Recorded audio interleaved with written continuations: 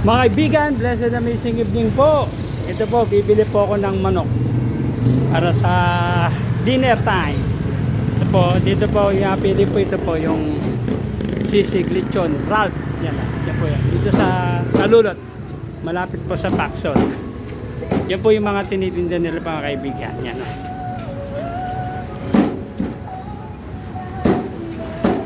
Yan po yan. 280 po yung isa.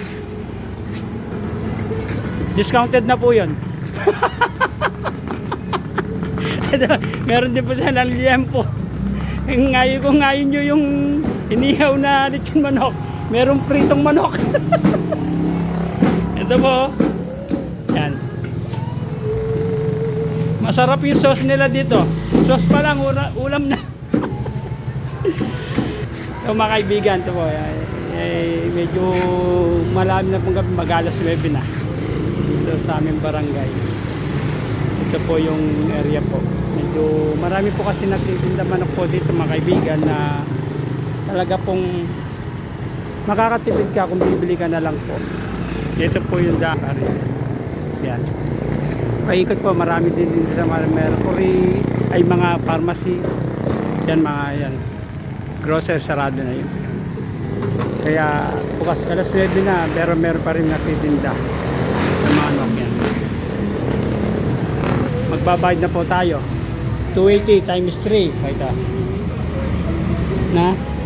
O, tignan mo, 800 na lang daw, oh. Ang bayad ni ate, oh. Natawa si Sir.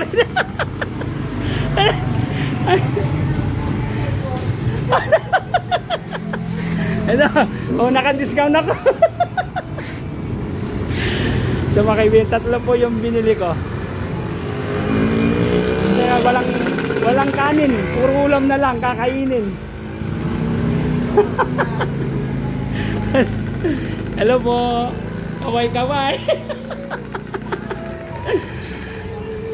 Chicken, liempo, yan. Maraming bumili na. Ito na po yung sa atin, mga kaibigan. Sige po, God bless you all po. Bye-bye po, ito po yung manok. God bless po.